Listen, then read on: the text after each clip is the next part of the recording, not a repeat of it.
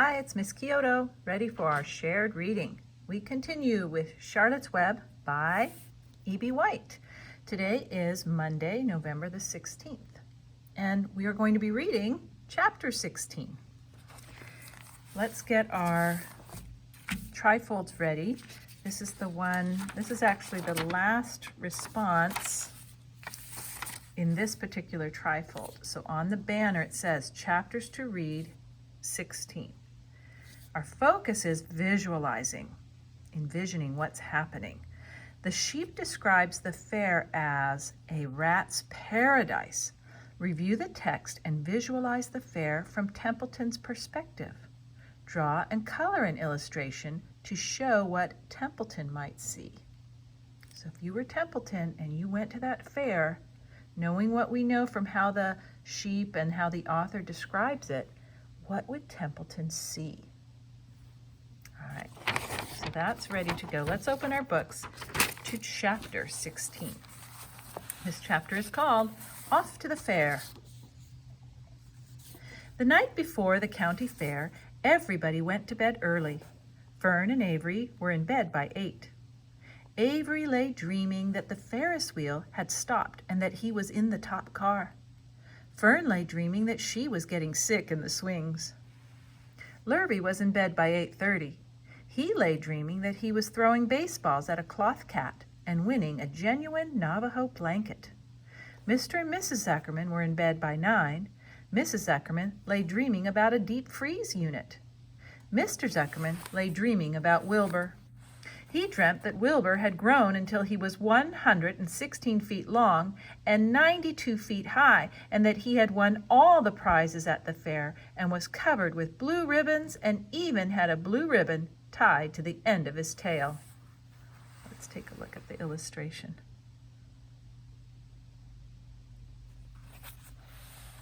Down in the barn cellar, the animals too went to sleep early, all except Charlotte. Tomorrow would be fair day. Every creature planned to get up early to see Wilbur off on his great adventure. When morning came, everybody got up at daylight. The day was hot. Up the road at the Arables' house, Fern lugged a pail of hot water to her room and took a sponge bath. Then she put on her prettiest dress because she knew she would see boys at the fair. Mrs. Arable scrubbed the back of Avery's neck and wet his hair and parted it and brushed it down hard till it stuck to the top of his head, all but about 6 hairs that stood straight up. Avery put on clean underwear, clean blue jeans, and a clean shirt. Mr. Arable dressed, ate breakfast, and then went out and polished his truck. He had offered to drive everybody to the fair, including Wilbur. Bright and early, Lurvy put clean straw in Wilbur's crate and lifted it into the pig pen. The crate was green. In gold letters it said, Zuckerman's Famous Pig. Charlotte had her web looking fine for the occasion. Wilbur ate his breakfast slowly. He tried to look radiant without getting food in his ears. In the kitchen, Mrs. Zuckerman suddenly made an announcement. Homer, she said to her husband, I am going to give that pig a buttermilk bath. A what? Said Mr. Zuckerman. A buttermilk bath. My grandmother used to bathe her pig with buttermilk when it got dirty. I just remembered. Wilbur's not dirty, said Mr. Zuckerman proudly. He's filthy behind the ears, said Mrs. Zuckerman. Every time Lurvy slaps him, the food runs down around the ears. Then it dries and forms a crust. He also has a smudge on one side where he lays in the manure. He lays in clean straw, corrected Mr. Zuckerman. Well, he's dirty, and he's going to have a bath. Mr. Zuckerman sat down weakly and ate a donut. His wife went to the woodshed. When she returned, she wore rubber boots and an old raincoat, and she carried a bucket of buttermilk and a small wooden paddle. Edith, you're crazy, mumbled Zuckerman, but she paid no attention to him. Together they walked to the pig pen. Mrs. Zuckerman wasted no time. She climbed in with Wilbur and went to work. Dipping her paddle in the buttermilk, she rubbed him all over. The geese gathered around to see the fun, and so did the sheep and the lambs. Even Templeton poked his head out cautiously to watch Wilbur get a buttermilk bath. Charlotte got so interested, she lowered herself on a drag line so she could see better. Wilbur stood still and closed his eyes. He could feel the buttermilk trickling down his sides. He opened his mouth, and some buttermilk ran in. It was delicious. He felt rather radiant and happy. When Mrs. Zuckerman got through and rubbed him dry, he was the cleanest, prettiest pig you ever saw. He was pure white, pink around the ears and snout, and smooth as silk. The Zuckermans went up to change into their best clothes. Lurvy went to shave and put on his plaid shirt and his purple necktie. The animals were left to themselves in the barn. The 7 goslings paraded round and around their mother. "Please, please, please take us to the fair," begged a gosling. Then all 7 began teasing to go. "Please, please, please, please, please, please." They made quite a racket. "Children," snapped the goose, "we're staying quietly at home. Only Wilbur is going to the fair." Just then Charlotte interrupted. "I shall go too," she said softly. "I have decided to go with Wilbur. He may need me. We can't tell what may happen at the fairgrounds. Somebody's got to go along with who knows how to write. And I think Templeton better come too. I might need somebody to run errands and do general work." "I'm staying right here," grumbled the rat. "I haven't the slightest interest in fairs." "That's because you've never been to one," remarked the old sheep. "A fair is a rat's paradise. Everybody spills food at the fair. A rat can creep out late at night and have a feast. In the horse barn you will find oats that the trotters and pacers have spilled. In the trampled grass of the infield you will find old discarded lunch boxes containing the foul remains of peanut butter sandwiches, hard-boiled eggs, cracker crumbs, bits of donuts, and particles of cheese. In the hard-packed dirt of the midway, after the glaring lights are out and the people have gone home to bed, you will find a veritable treasure of popcorn fragments, frozen custard dribblings, candied apples abandoned by tired children, sugar fluff crystals, salted almonds, popsicles, partially gnawed ice cream cones, and the wooden sticks of lollipops. Everywhere is loot for a rat. In tents, in booths, in haylofts. Why, a fair has enough disgusting leftover food to satisfy a whole army of rats." Templeton's eyes were blazing. "Is this true?" he asked. "Is this appetizing yarn of yours true? I like high living, and what you say tempts me." "It is true," said the old sheep. "Go to the fair, Templeton. You will find that the conditions at a fair will surpass your wildest dreams. Buckets with sour mash sticking to them, tin cans containing particles of tuna fish, greasy paper bags stuffed with "That's enough!" cried Templeton. "Don't tell me any more. I'm going." "Good," said Charlotte, winking at the old sheep. "Well," said Mrs. Zuckerman, "he's clean anyway. The buttermilk certainly helped." Mr. Arable studied Wilbur carefully. "Yes, he's a wonderful pig. Hang on. I think I skipped a page. Let me go. Yes, I did. So good," said Charlotte, winking at the old sheep. "Now then, there is no time to be lost. Wilbur will soon be put into the crate. Templeton and I must get in the crate now and hide ourselves." The rat didn't waste a minute. He scampered over to the crate, crawled between the slats, and pulled straw up over him so he was hidden from sight. "All right," said Charlotte, "I'm next." She sailed into the air, let out a dragline, and dropped gently to the ground.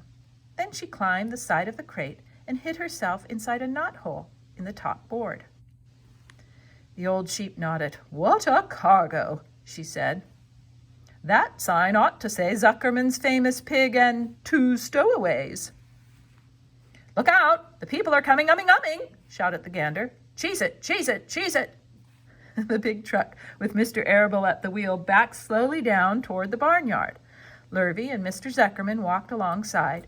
Fern and Avery were standing in the body of the truck, hanging on to the sideboards. "Listen to me," whispered the old sheep to Wilbur. "When they open the crate and try to put you in, struggle. Don't go without a tussle. Pigs always resist when they are being loaded." "If I struggle, I'll get dirty," said Wilbur. "Never mind that. Do as I say. Struggle. If you were to walk into the crate without resisting, Zuckerman might think you were bewitched. He'd be scared to go to the fair. Templeton poked his head up through the straw. Struggle if you must, said he, but kindly remember that I'm hiding down here in this crate, and I don't want to be stepped on, or kicked in the face, or pummeled, or crushed in any way, or squashed, or buffeted about, or bruised, or lacerated, or scarred, or biffed. Just watch what you're doing, Mr. Radiant, when they get shoving you in. Be quiet, Templeton, said the sheep. Pull in your head. They're coming. Look radiant, Wilbur. Lay low, Charlotte. Talk it up, Geese. The truck backed slowly to the pig pen and stopped. Mr. Arable cut the motor, got out, walked around to the rear, and lowered the tailgate. The geese cheered. Mrs. Arable got out of the truck. Fern and Avery jumped to the ground. Mrs. Zuckerman came walking down from the house. Everybody lined up at the fence and stood for a moment, admiring Wilbur and the beautiful green crate. Nobody realized that the crate already contained a rat and a spider. That's some pig, said Mrs. Arable. He's terrific, said Lurvy. He's very radiant, said Fern, remembering the day he was born. Well, said Mrs. Zuckerman, he's clean anyway. The buttermilk certainly helped. Mr. Arable studied Wilbur carefully. Yes, he's a wonderful pig, he said. It's hard to believe that he was the runt of the litter.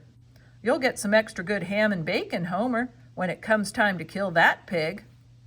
Wilbur heard these words and his heart almost stopped. I think I'm going to faint, he whispered to the old sheep, who was watching. Kneel down, whispered the old sheep. Let the blood rush to your head. Wilbur sank to his knees, all radiance gone, his eyes closed. Look, screamed Fern. He's fading away. Hey, watch me, yelled Avery, crawling on all fours into the crate. I'm a pig, I'm a pig. Avery's foot touched Templeton under the straw. What a mess, thought the rat. What fantastic creatures boys are.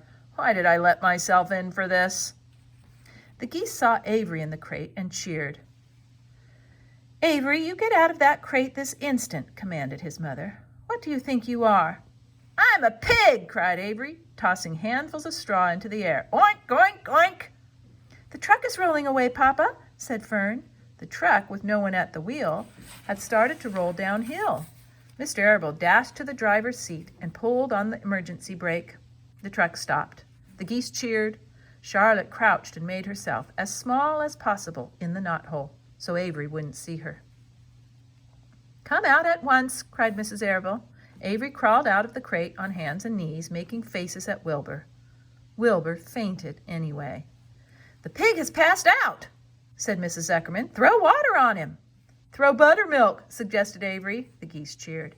Lurvy ran for a pail of water. Fern climbed into the pen and knelt by Wilbur's side.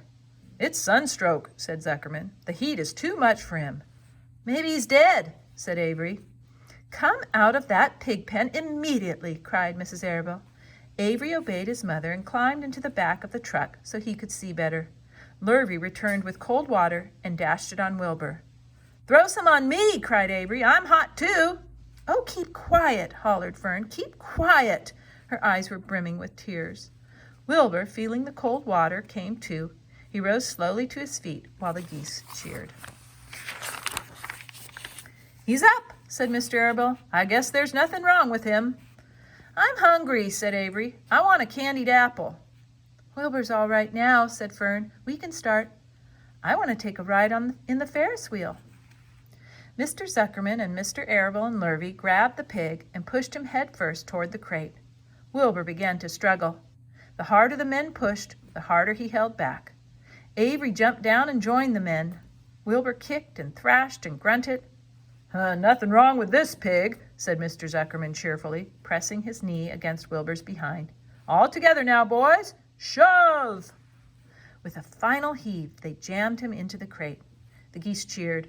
Lurvy nailed some boards across the end so Wilbur couldn't back out. Then, using all their strength, the men picked up the crate and heaved it aboard the truck. They did not know that under the straw was a rat, and inside a knothole was a big gray spider. They saw only a pig. Everybody in, called Mr. Arable. He started the motor. The ladies climbed in beside him. Mr. Zuckerman and Lurvy and Fern and Avery rode in back, hanging on to the sideboards. The truck began to move ahead. The geese cheered. The children answered their cheer, and away went everybody to the fair. Off they go. Okay, that's all for today. Do your stop and jot where you think about if you were Templeton and you went to the fair, what would you be seeing?